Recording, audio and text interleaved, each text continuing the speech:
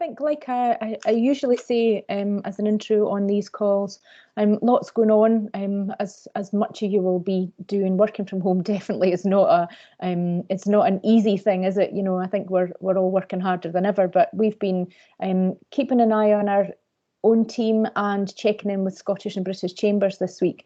Both those national organisations do a lot of connecting into government, and we're still taking lots of issues from business into government. So a few of these past week have been, people talking to the banks about the Sybil's loans and either just not getting an answer to the online applications they're making, or not being able to find how to ask people questions.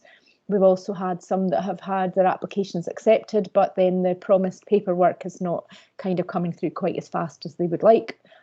So, I think the end of month is getting quite critical for many businesses, and we've had some surveys published this week, both from British and Scottish Chambers, and it's this is a very topical session today because it looks like most businesses' cash flow is 3 months at best. Many reporting a month worth of cash flow is really all that they're operating on. So all of the government support that is getting to people really can't come fast enough for some. So I think a lot of the things we're now dealing with are the people that have had a grant refused or are struggling to get the furlough information to HMRC, or are interested in the Sybil's and other loans but just not sure whether it's right for them. And actually a lot of businesses are reporting that they're not particularly keen to take a loan on. So yeah, it's been an interesting week, not nearly as frantic as it has been, which is good, which means that businesses are beginning to calm a bit, I think, and taking stock of what's going on. I guess it's also the last week of the month, so for anybody that's running payrolls and trying to cope with furlough in amongst all their payroll calculations and get their claims in for the job retention scheme, it's been a hell of a week probably. I would say, though, that if you've got any issues at all about anything, please bring them to us. We're still talking, we've got a regional business support group that runs, which brings together all the local authorities from right across our region, the two chambers of commerce, FSB and Scottish Enterprise and Business Gateway. And all of the local authorities are really on top of their grant applications. There are some that I think they're beginning to be left with the ones that are unresolved, or they don't have the right kind of evidence for, or they're waiting for bank statements. So if you're in that kind of scenario, somebody that is, please get them to get in touch with us, and we can put them in touch with the economic development teams that can kind of help move things along. All of the local authorities are ready for the Self-Employed Hardship Fund to launch today. So that's the fund that for people who are self-employed and have fallen through all the cracks and don't qualify for any other support, then they can get £2,000 of a one-off payment. So that will go live on each local authority site at some point today, we're pretty sure. And then the other hardship support is also due to be announced today. So that's the funds for the Pivotal Enterprise Fund, which is going to be managed by Scottish Enterprise. The local authorities will also manage some other bits and pieces. And then there's the Visit Scotland stroke Scottish Enterprise, Highlands and Islands and Enterprise Fund, which is the hardship fund for leisure, tourism and hospitality. And again, that's aimed at people that haven't got their hands on some of the other support. So governments are definitely listening. They're listening to the gaps, and if there's anything at all that we can do to kind of pass that on your behalf, then please let us know. So I think that's kind of all I want to say. We'll talk about some of our future webinars later on in today, but I think it's better that I get out of the way and I hand over to Ewan from Johnston Carmichael, who's then going to hand over to Nick from Float. So Ewan, if you unmute yourself, and I'll stay on until I can hear you, and then I'll get out of the way. Thanks, Alison. I really appreciate that. Can you hear me okay? Yeah, sure great. Can. Thank you so much. We'll just share my screen, guys.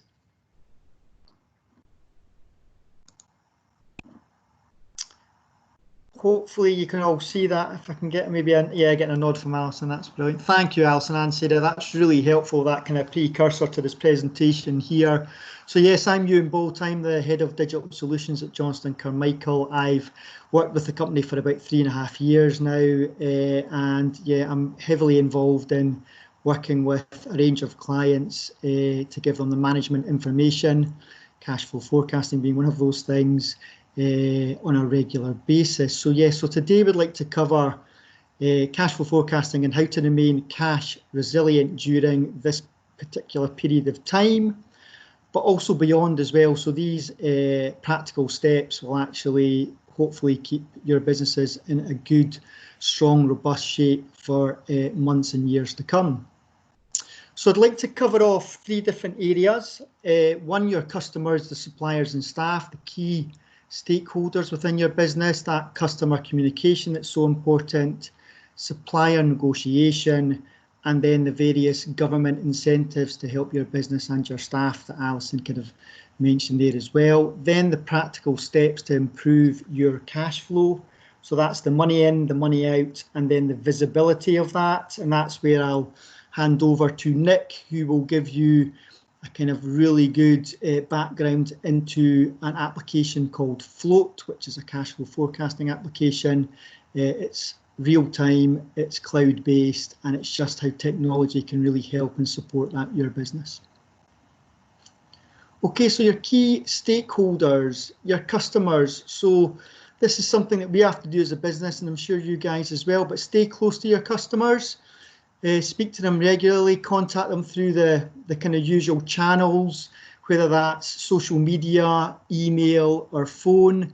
I definitely recommend you communicate in short, sharp bursts as well, so that there's so much communication from everybody at the moment that actually it has to be really impactful and succinct to get their attention. Let them know when you're open and what services you're offering. It's really important. And yeah, make it easy for them to reach you, and sometimes more importantly also to pay you. And I'll go through a few really good tips to actually get your customers to pay you quickly and efficiently. So with regards to your suppliers, negotiate those extended payment terms. So speak to and focus on your top 10 suppliers first. So that could be based on the value, how much money you actually pay them, or just if they're business critical to your supply chain. Talk to them, be open and honest, and just extend and negotiate those payment terms where you can. Your suppliers are going through exactly the same as you as a business, and we've seen some really good examples of suppliers working with our clients and actually coming up with some really good payment terms there. So it is working, it does work. And your staff, probably your key and most important stakeholder within your business. I appreciate that some of the kind of businesses on this call may only have 1 or 2 staff, some might have more, but talk to them, be open and honest. They're kind of going through this challenge with you. Explain what you're trying to do as a business, and that the end goal is to be as resilient as possible, get through this period, and hopefully once things return to normal, your staff and you are in that best position. Reassure them. I know that can be quite difficult in these challenging times, but try and reassure them without the guarantees, and then consider the options for your staff. Now, I've actually done this as a bit of a priority, a kind of green, amber, red here. I do think it's probably important that you look at the kind of furlough scheme. I'm sure all of you are kind of caught up in this week now that the government has opened up their portal. We are submitting a lot of claims on behalf of our clients, and we're seeing the money coming through now within 6 working days, which is absolutely brilliant. The second one is to look at potentially reduced hours or pay cuts. The two are different. Reduced hours is your staff work less hours for less pay. Pay cuts is they take an actual reduced cut in their hourly rate, but they work their normal hours for you. And then the kind of last one, which I know we don't really want to kind of talk about, but as a kind of last option, consider redundancies. But I think most businesses are trying to do everything they possibly can with the government support and the chamber's support, and also accounting practices and software companies as well, helping so that they don't actually get to that situation. Okay, so the practical steps to improve your cash flow. Really want to talk about the kind of money in. So this is about making it easy for your customers to pay you. And the best way to do that at this moment in time while we're in lockdown is through online payments. But this holds true even when we're through this particular period. Now, the online payment side of things, what I'm talking about there is you can actually set up a PayPal business account or something called Stripe. And these are payment gateways. And what they allow is your customers to actually online put in their credit and or debit card details and pay you, and you will receive the money into your bank account within 2 or 3 working days. So it's very secure, very easy to use, and you get that money far, far quicker. There's actually a huge amount of research on online payments versus the traditional routes of checks or even BACS payments, online bank payments, and you can actually cut the number of days by half by doing it through these online methods. And some of the kind of really forward-thinking clients are actually sending out their sales invoices by email, and at the bottom of each email they have a little click button that says pay now, and when the customer clicks on that, they're taken straight through to a web page where they can enter their payment details, and that's it done. It's brilliant, it's really good. The second one there is then the early payment incentives. So during this time, what you could do is you could offer your customers, say, a 5% discount if they pay you up front or pay you in installments. So that's really important to kind of do too. And then, of course, all the government grants and initiatives that Alison was talking about that you can find on the HMRC website are really important to kind of look if that's applicable for your business and just apply for as many as possible. And then the final one here is the financing option. So as Alison said, some businesses may not want to take out a loan, but it's good to kind of know the various routes that you can take. So just to caveat this slide, if it's okay, the financing options often require specialist advice, and in no way is this a sales pitch, but it's just to be really important that for clients, it's important that you, if you do look to get finance, that you actually borrow the right amount over the right period of time at the right interest rate, so that you're not paying too much or borrowing too much money for your business needs. Okay, so there's a few options here, and we talked about all the various acronyms. Alison mentioned a few. The business interruption loan scheme is there. The government this week have just announced the bounce back loan scheme. I love their terminology. Now, the bounce back loan scheme is different from the business interruption loan in that it is 100% backed by the government. So the financial institutions have no risk at all. The business interruption loan is 80% backed by government, 20% has to be covered by the bank. And the bounce back loan scheme has been set up so that businesses can access the funds within days rather than weeks. So that's a really important point. It's back to what Alison was saying, which is businesses, our clients are desperately looking for grants and money into their business, but some things are just taking a little bit too long. Now, you can actually apply for the bounce back loan scheme online from Monday, the 4th of May as well, so it's available then. And then the kind of third point here is invoice financing. So if you provide credit terms to your customers and you then have an aged debt within your business, you can actually sell that debt to a bank or a financial institution and get a percentage of that debt paid to you instantly.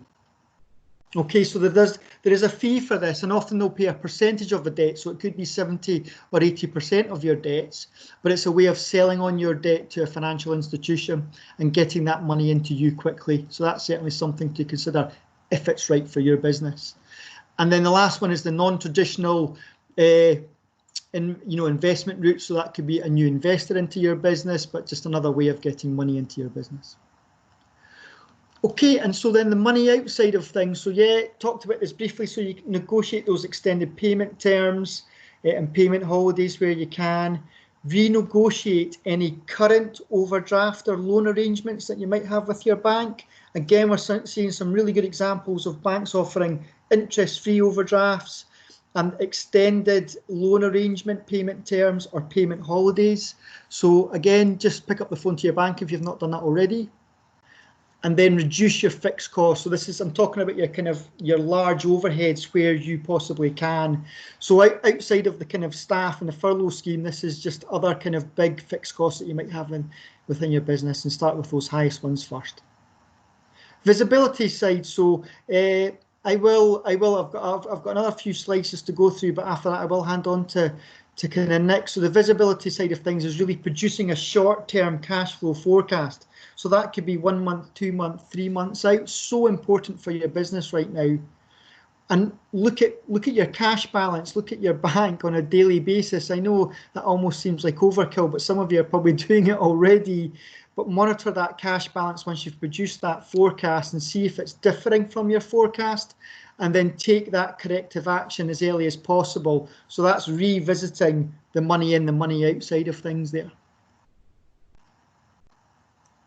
Okay, so just to recap then, it's really just to prioritise your key actions and set a timeline for your business. So maximise those government initiatives and support. That's the job retention scheme, all those grants available, business interruption loan, and now the new bounce back loan if it's right for your business. Minimise the cash that's going out of your business. So reduce your costs where possible, renegotiate those supplier payment terms, and speak to your main lenders about payment holidays. Just as another example of some of what our clients are doing, where if within your business you've got a lot of hire purchase or lease agreements for your assets, again, speak to those particular lenders, because we're seeing anything from 3, 6 to 9 months payment holidays that they're granting, which again is incredible and really good. Now the money still needs to be paid, but they're adding that 3, 6, 9 months onto the end of the term, so you don't have to think about it for potentially a year or 2 years or 3 years, which again is really helpful. And then the third point here is engage with your customers to accelerate that cash back into your business. So those early payment discounts, phased payments from a deposit, second, first instalments, and then those electronic payment methods. So the whole BACS, direct debit, online payment gateways like PayPal and Stripe, really important. Okay, so just to try and explain something that's so close to my heart, which is the changing digital landscape. And I think just technology has changed so much in the last 5 years, never mind the last 35. But I do want to just kind of talk about some real life examples here. I'll kind of lighten the mood a bit. So really looking at kind of games consoles back in 1985. So in 1985, the #1 games console was the Super Nintendo, the SNES. I remember playing this as a student for hours on end. Then in 2008, Nintendo were still #1 with the Nintendo Wii. If you were a kind of kid at that time, or you had children of that age, you'll hopefully remember the nunchucks and all the stories about them flying into TVs and smashing them, not good. And then, of course, last year, now we've got PlayStation 4 and the Xbox as the #1 console. I would actually argue that mobile gaming is becoming a bigger business than the other ones, to be honest with you, just because your mobile phone's like a mini computer now. It's just incredible. The top grossing movies, 1985. This is where this works better in the live audience, but yeah, it's Back to the Future was in 1985 and 2008. Not many people get this. I've done this presentation a few times. It was The Dark Knight. And last year, of course, we had Avengers Endgame. I think what's really important here is most movies of today are actually filmed with computer generated graphics and green screens. It's crazy. We've kind of just moved away from just people standing there. It's now all computer generated, but that's just the way of the world. I love this one. So remember when you did your homework back in 1985, if you had to research a topic, more often than not, you'd go to an encyclopedia if you had them. Or, of course, you'd ask your mum and dad. I think that was a bit hit and miss, to be honest with you, depending on what the topic was. In 2008, of course, we have Google. We had Google. We still have it now. And in 2019, we still have Google. If anybody's got teenage kids, just look at how they actually research a topic. I would argue they put a huge amount on social media, YouTube, LinkedIn, Facebook, that type of thing, and actually what their friends tell them. I'm not saying it's always right, but they put a huge amount of focus on that. So again, it's changed massively. Data storage. I remember with my first job, we still use those large 5 1/4 inch floppy disks. I actually found one of the smaller ones up in my loft just the other day there when I was up there. Of course, I don't have a reader to see what's on it, but that was what the storage was back then. Then in 2008, of course, the pen drives. If you go onto Amazon now, you can pick up a USB pen drive for £. They're incredibly cheap, and that's because everything's moving to the cloud. And if you've got a smartphone, a personal smartphone, all of your photos and videos and that type of thing, that's all getting stored up in the cloud. So it's happening almost in the background when we don't even realize it sometimes. All of this, so like presentations. So I remember when I was a student, using the old overhead projectors and the acetates and the little wheel that you kind of wound on to make you go, move on to the next one. 2008 and 8, of course, we have PowerPoint. We had PowerPoint, and today, still PowerPoint, but I know Nick from Float, he's using Google Slides actually. That's the up and coming one, and the reason being, it's free. You can actually get a free version. Again, in your personal lives, when you look at your apps on your phones, to download that app and use that app, it's often free. In fact, I always get a little bit annoyed if I've got to pay 99p for an app in my personal life at the moment. But yeah, it's just a changing world. And then the last one I just want to cover is how McDonald's has changed. And this one absolutely fascinates me, not because I love the food, but just the way they operate as a business. So in 1985, if you went into McDonald's, you would walk up to the counter, you would speak to somebody, you would take your order, and you would look at the menu. 15 years later, very little had changed. You actually still in 2000 went into McDonald's and walked up to a counter and ordered your food. The menu had changed. But now, if you've been in the McDonald's recently, it's all touchscreen. You go up to a massive screen, you select your order, you pay for it, you get your receipt with a number, and then you stand and wait to be called. I think in some ways it's incredible how it works. I think it's a little bit sad as well. We almost don't want to have that human interaction anymore, which I think is not great. And actually, if you walk into McDonald's today, they still can take your order at the counter, and that's the one that's quiet. Everybody's queuing up in front of the machines. And McDonald's are heavily investing in technology. They've actually now got an app. So you can download the McDonald's app. You can order your food before you even get to the restaurant, so that when you get there, you just pick it up and go. And the real clever bit to this is that if you order the same meal regularly, when you're within 200 yards of a McDonald's, your phone will buzz and alert you and say, would you like to order your favourite meal? Click here to pay. And that's how kind of technology is changing and how scary it's getting in the modern world. I'm not recommending you use all of this, by the way. I'm just trying to give you an idea of what's out there and how it's all changing. So really, just before I hand on to Nick, yeah, it's just to kind of talk about the fact that this real-time cash flow information, the use of technology, just how it can really benefit your business. And that's where Nick from Float will talk about this cash flow forecasting tool. And it's incredible. It's incredibly intuitive, easy to use, and it's this real-time live information that's so imperative during this period of lockdown. Nick, I will hand over to yourself. Thanks, Ewan. Let me just stop sharing my screen.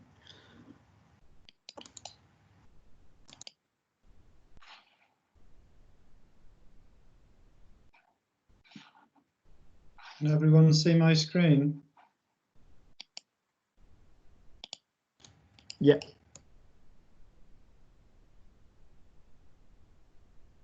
Everyone okay with that? Good.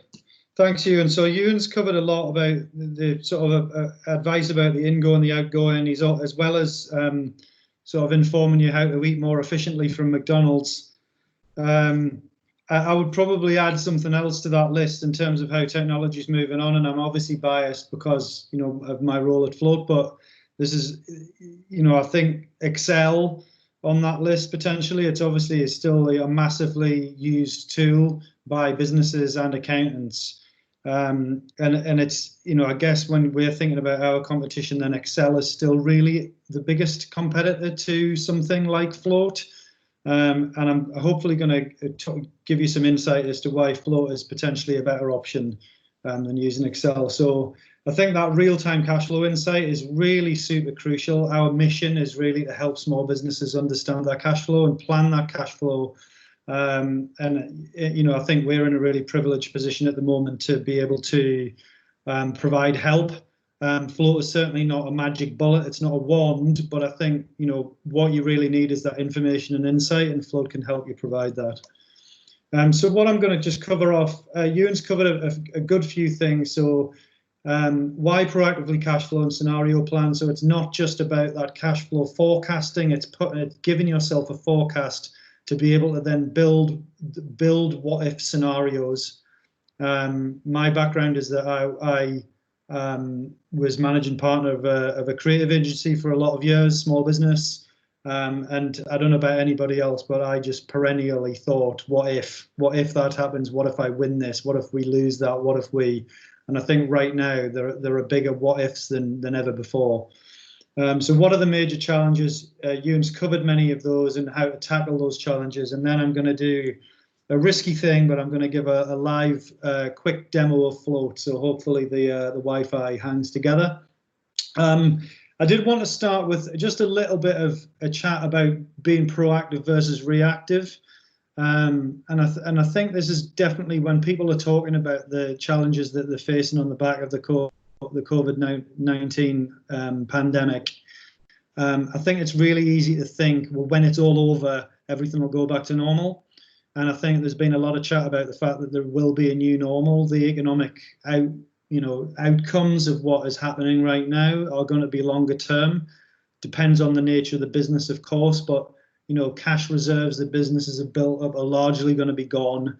The businesses are going to be thinking about, well, what happens now? They're going to have less runway. There's going to be less room for error.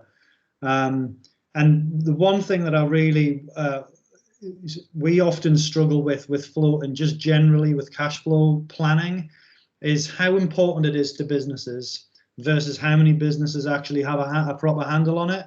And there is a real disconnect between those things. One of our partners, an accountancy firm in Northern Ireland, the way that she describes Float, which I love, is she really describes Float like she uses a car analogy. And I think one takeaway is that the proactive is much better than reactive. So the way that she uses Float, but generally cash flow forecasting is, if you're running a business, then actually you really, you're a business owner, and then the analogy with a car driver is, if I'm driving my car, I want to see down the road. I need to see down the road. I need to see what's coming at me. And my financial engine is potentially your accounting package. You might use Xero, you might use QuickBooks for that. But actually, me as a business owner, I need to see what is coming. And if anything is going wrong with my business, as anything is going wrong with my financial engine of my business, I want some warning lights to appear on the dashboard in enough time to enable me and or my accountant or bookkeeper to help do something positively about that, proactively about that. And that's how she frames Float, and that's how she uses Float. And really, for me, it is about knowing rather than thinking. And I think there is a habit of a lot of business owners, and I've done it myself, of looking at the bank balance and thinking everything's fine. And actually, there is much more to cash flow than just looking at that bank balance. So I think, whether you're using Float or, even using Excel, it's about knowing rather than thinking, having as much information to hand as possible to enable you to plan and understand those what ifs. And as I've mentioned, it's never been more relevant than right now. So the major challenges, I think, I guess the three things is that many businesses are facing a significant decline in income right now, and also potentially for an extended period of time, depending on the nature of the business. Ewan's covered lots of really useful things around how you can mitigate that decline in income. I think there is also that economic uncertainty. So there is my business before and my business after, and what is that landscape? Is my business just going to snap back and return to exactly how it was before? What can I do to think about that, to plan that, to mitigate against any long tail damage that the COVID close down will have on your business? And then I think, the bounce back loan scheme is proof of this. So there is a change in landscape and change in information. I think, generally, the governments have done well by businesses from a CBILS point of view, from a loan point of view, with the business interruption loans, the furloughing. It's a massive undertaking, but it's a constantly changing landscape. So staying on top of that and having something where you can map all of these possibilities so that you can at a glance understand, well, this is how this applies to my business. This is how I can plug this in. So in terms of tackling the challenges, again, Ewan's talked through this a little bit. For me, there is definitely understanding your guaranteed income. My background from a creative agency point of view, I've got loads of mates who are still in that space, who are running agencies, and using that as a specific example, that is a very project orientated industry. Some of that work is on retainer, so many of my friends are telling me that they've still got some work because it's finishing projects that were already ongoing, or they've got some retainer work for businesses that do still need to promote during this crisis. But many projects have just not happened or have been paused, so their income is massively down. So it's really understanding, well, what have I definitely got coming in? What have I definitely know is going to be still coming into my business? Many businesses are pivoting and creating sort of alternative revenue streams. So mapping these revenue streams into your forecast is really, really important. The second thing really is that managing necessary expenditure. And again, Ewan covered that off. We were talking with an accounting partner a few weeks ago, and I thought that she had a really interesting point of view on this, which is, I guess it is start big, and Ewan had recommended, start with the biggies. But she also, from a small business point of view, was coming at it from a point of view of not just what you have to pay, but also what you should pay, which I thought was a really lovely perspective and a really important perspective, because there is what you have to pay, but there is what you can afford to pay and what you should pay. And I think particularly looking at other small businesses and other suppliers that are in the same situation as you, because if small businesses are not paying small businesses, then no one's going to be able to pay anybody. So there is a big chain effect here. So it's really understanding, well, what can I do here?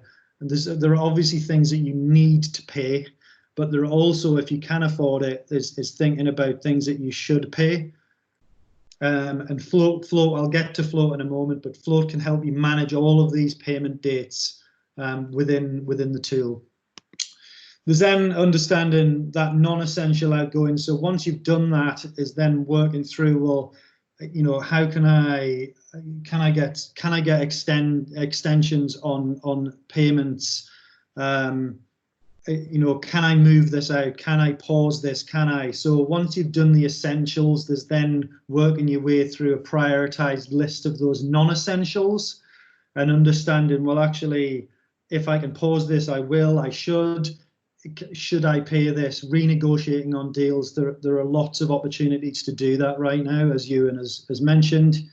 And then once you've got to that point, is then modeling those what if scenarios. So Float has scenario planning functionality in here, which really easily allows you to take your base budgets, which are fed from your accounts live, as Ewan mentioned, and create those what ifs. So, well, what if I don't get this loan, or what if I do, or what if I furlough, or what if I don't, or what if I make redundancies, or what if I don't?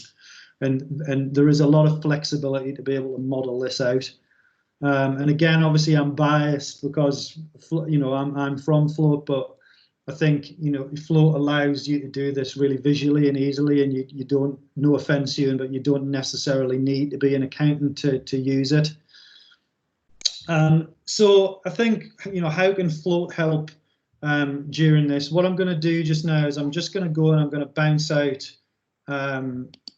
into a demo. So this is a real test of our software. This is totally live. So can everyone see that now? Good.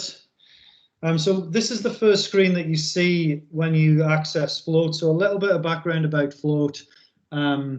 We connect. So basically the way that Float gets all of its financial information is we connect live with your cloud accounting packages. So we integrate with Xero, we integrate with QuickBooks Online, and we integrate with FreeAgent. So those are the three cloud accounting packages that Float integrates with. We're not a standalone tool, so if you don't use any of those pieces of software, well, number one, I would recommend that you probably should look at that, because it opens up a whole world of technology that can help you run a more efficient business. And it's potentially an opportunity to do that now, and I'm sure Ewan would be delighted to talk to you about that. So what happens is that Float will connect to your, for instance, Xero account. We pull in all of your chart of accounts, so all of your chart of accounts information will pull into Float line by line. And what Float then does is it guides you through a budget setting exercise where you can understand, well, this is what I'm expecting to get in, and this is what I'm expecting to go out. Float then within that allows you, as I mentioned, to model, you know, those payment dates, those incomings, those outgoings, those what ifs. So this is the first screen that you'll see when you're coming into Float. It's our overview screen, and the idea of this is it's an at-a-glance view of how your business is doing. So it's telling you how many items you have remaining to be reconciled in Xero, how many invoice dates need to be updated, and how many bill dates need to be updated. So we've got 2 ticks, so I've obviously been all over this. And you can go and you can reconcile in Xero and update. You can see that we've got an actuals versus budget. So this is saying how you are performing against your budget. And right now, what we're definitely seeing is the businesses that do budget and have budgeted, those budgets are often out of the window. So what you did last April or what you did last March are miles away from the reality of now for a majority of businesses. So looking back historically at what you did last year, what you even did last month, isn't necessarily going to be that helpful to model forward. So again, you can see your total balance. We connect to multiple bank accounts via your cloud accounting package. So if you've got different bank accounts, these can all be connected and turned on and turned off. And then this, I guess, is the sort of beating heart of Float, which is our cash flow graph. And you can see, unfortunately, there is an event that is going to take place, which is a drop off in my expected cash point. So you can see historically what my cash balance was, and then moving forward, you can see what it is expected to be, and that is expected to be based on what your accounting package is telling Float, the amount of incomings versus outgoings that are expected into and out of your business. And you can see day by day what that looks like. So what I'm going to do is I'm just going to bounce into our cash flow tab. Hopefully, there it is, good. Again, so this is basically an extended version of what you've just seen. Ewan mentioned short-term cash flow forecasting, and I would really, really agree with understanding what that 1 month 3 months, 6 months, potentially longer than that. Float can actually forecast up to 3 years in advance. I generally say that if you can accurately cash flow forecast 3 years in advance, you're probably a magician rather than a business owner or an accountant. But you know what this does is it gives you that comfort, and it's definitely that short to medium term where float is strongest, and which is what you probably need right now. So again, you can see this is what my business looks like, and the budget tables that I've mentioned are here. So this is what drives your visual graphs up here. So these are your cash in sales and your cash out against all of your different chart of accounts. And as mentioned, this all pulls in and is all fed live from your accounting package. So as your accountant or bookkeeper or yourself is reconciling transactions in that, in whatever package you use, it will feed into Float in real time, so that you've got a live view of how that cash is performing. So Ewan's recommendation of that daily view, this will make it easier than potentially looking at Excel. You can dig into all of these. So if we want to dig into May's sales, you can basically dig into that cell. This is a demo account, by the way. We've not just got lots of unimaginatively titled clients. So we've got clients and their budgeted income. And what you can start doing at this point is understanding, well, look, this is when my expected payment date is. This is when invoices were due. And you can also toggle in terms of understanding what was paid and what hasn't been. So this is very, very flexible.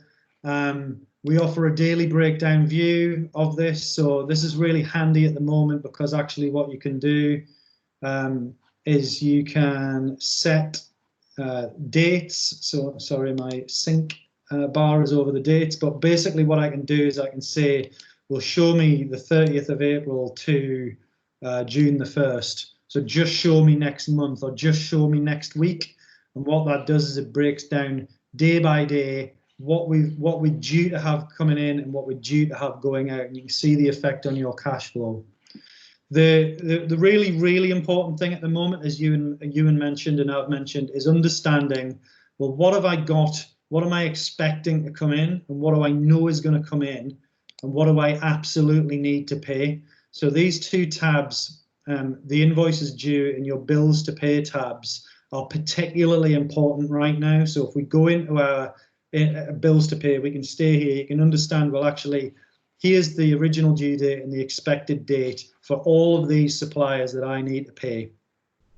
And what Float allows you to do is you can toggle them off. So you might have had a conversation with the Bayside Club to say that I'm not going to pay you. You might have had a conversation with Bayside Wholesale to say, actually, can we delay that payment? Yes, you're able to delay that payment. So I've got a new payment date of the 30th of June and save that date. And there's a massive amount of flexibility in here to be able to turn on and turn off what you've got coming in and going out. And the invoices due page is exactly the same. It's just for your incoming. So as a first port of call to get an accurate view of what you're expecting to come in and out, this is where to go. And again, you can see on a line by line basis, we can toggle these things on and off. And what that enables you to do is when you go back to the cash flow page, what you can then do, and I've mentioned those what ifs, what you can then do is you can go back to this area here, which is my scenario. So the blue line on this graph is my base budget. And what we can then do is we can see, well, what do different scenarios look like? So in good Blue Peter fashion, I've got cutting costs already in here. And what this basically does is it layers over a theoretical what if scenario over the top of your base budget. So thinking about relevancy right now, there is that cash in and cash out. So what if I furlough staff? So I can go down into my wages and salaries, and I can go into my different areas here. And this is what I've done. You can see on the cutting costs what I've done. So generally in this sample account, my wages and salaries is 23,000 a month. But what I've done in May and June is I've gone in here and I've basically excluded my normal salaries, and I've worked on, well, what does that equal? What does that equal if I furlough these staff, or what does that equal if? And you can basically really simply add and change those budgets for that theoretical scenario. It's exactly the same for your sales. So if you know that things are coming in or out, you can model what ifs in terms of, well, what if I don't get paid for that? What if I lose this client? What if they go out of business, etc., etc.? And I know that it sounds pretty negative at the moment. You can obviously model positive scenarios as well in terms of, you know, moving forward when your business is bouncing back and in recovery, in terms of, well, when can I afford to hire? When can I afford to, you know, take on a new member of staff, open a new office, etc., etc. So whistle stop tour. What I'm going to do is I'm just going to bounce back into the presentation. Does everyone see that again? And let me go, view, present again. That's a very, very short tour, but hopefully you can get the idea of how visual Float is. That was me operating Float live. And what we've got, we're going to ask some questions. So we're going to open it up for questions. But what I'd like to do is just leave some information on screen for you while we're answering those questions. So Float is offering an extended free trial of our software until May the 31st, and there's the address, and there's my email address. And then ourselves and Johnston Carmichael have got a load of really super useful help around coronavirus, COVID-19. If you want to go and check those addresses out, that would be great. Thanks very much, Nick. Thanks very much, Ewan, as well. It was really, really insightful, and hopefully some good hints and tips there for organisations. What we'll do is we'll put a survey out after the webinar, and we'll include that link for the Float app as well, so you can have that free trial. There's not many questions, to be honest. There is one from Ross though. Ross, are you able to unmute and come in and ask your question?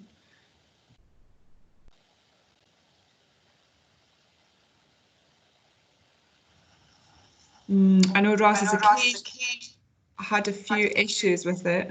No mic today. Okay, so I'll just say Ross's question then. So Ross is asking, considering the current cash flow issues and likely long-term impact, is taking out a loan really a good option? Yeah, I can pick that one up. Thanks, Sarah, and thanks, Ross. Yeah, Ross, that's such a great point. And actually, loans are probably only beneficial in certain situations. So my recommendation would be that you actually maximise the government grants and all the support that you can that you can get before you consider that kind of loan option. So anything that you don't have to pay back, like the furlough scheme and things like that, are definitely the things to consider first before you actually look at the kind of loan option. Because you're right, we are in this for the long haul. Even when we get out of lockdown, returning to normality, if there really is kind of old normal, is going to take months, if not years, in some situations. So yeah, really good point, and yeah, only if it's right for your business. Yeah, Ross has come back actually. Just to give you a little bit of a background on Ross. Ross is self-employed, business of just over 3 years old, and I don't believe he has premises. I think Ross works from home, so I guess some of those grants, the furloughing, etc., are not really an option for him. So I'm guessing the loan might be one of the only ways that he needs to go. I'm happy as well offline if Ross wants to have a chat just to kind of talk through some of the options available for self-employed. But it certainly sounds like you've done your research already. So, but yeah, I'm happy to do that. Yeah, and just I think I maybe add in there too, it's Jen here, just to say I think obviously what you've got to look at, and this is wearing my licensed insolvency practitioner hat, that you've got to look at what are your current liabilities and what could your business sustain, I guess, pre-COVID in terms of any borrowing requirements. And I guess that kind of then comes down to the cash flow, looking at the affordability. So if there is no affordability to make loan repayments, then yeah, I would certainly caution you against taking out any loans. Thanks very much, Jen. Yeah, Ewan, I'll connect you with Ross, and you can kind of take that conversation offline. Okay, so there aren't any more questions from people. Just double checking. No, so we're coming kind of close to, oh, sorry, Ryan's just. Ryan, do you want to unmute yourself? And sorry, I'm trying to multitask here, reading your comment and asking you to comment at the same time. Do you want to just come in and just kind of say what you were putting in the chat there? Yeah, sorry, Sarah. I just didn't want to interrupt you while you were mid-flow there. That's yeah, good. so it was just to emphasise the potential benefit of using Float, and I don't know if you can go back, Nick, to the software. There is a download button there that you can, take those scenarios offline so that you can have those really proactive conversations with your financial advisor, whether that be your accountant or with the banks or, family, friends, the chamber, whoever. The accessibility of that software is there, and it's a really useful tool for us when we're looking at advising businesses. That's great. That's great. I think, yeah, I mean, there are reports in there. We're definitely finding that, so for CBILS, for instance, you do need a cash flow forecast for those loans. So we're definitely finding that lots of our customers are using Float for that capacity as well. So the ability to create those scenarios, you can compare scenarios and layer those against one another within Float, and then download those different reports as well. So thanks for raising that. Yes, thanks very much. Oh, yeah, on you go, Ewan. Sorry, sorry, Sarah. Yeah, great point, Ryan and Nick. We're, some kind of use cases and kind of test cases here. So we've been working very closely with the banks, and we're providing them with cash flow forecasts from anything from a year up to 3 years at this moment in time. And it's really just to show when the business will return to a kind of cash positive state. And yeah, absolutely, Float plus other applications are ideal for that. Great, thanks very much. Oh, sorry, bit of feedback coming off there. So yeah, just to give you a bit of an overview of our webinars that we've got coming up next week. We've still got 4 in the series. So for members, you can join us for coffee and cake on Tuesday afternoon. We are also doing a webinar Tuesday evening looking at Teams. Lots of people have had to obviously change drastically what they're doing and how they're doing it, and Teams has been one of the go-to platforms for people to use. So we've got Appetite for Business joining us, doing a little bit of a kind of training session on Teams. Wednesdays then our kind of employee support. So we've got Shape Therapy speaking about challenging your self-belief. And then Thursday morning we'll be joined by Blackadders and a company from Edinburgh called Snapdragon, looking at protecting your brand, especially online. So yeah, jump onto the website and get yourself signed up for those. Share them with other people that you think might be of interest. Majority of our webinars are open to members and non-members, so feel free to kind of share it with those you know. All the webinars are also recorded and up on YouTube within 24 hours. If you do miss a webinar or you have to jump out, then just jump back onto YouTube. We've got a YouTube channel, just search Dundee and Angus Chamber and we shall come up. So that's all from me. Just want to thank our speakers again for joining us, and we'll get those links sent out shortly. Okay, thanks everyone. See you later. Thanks, everyone. Thank you.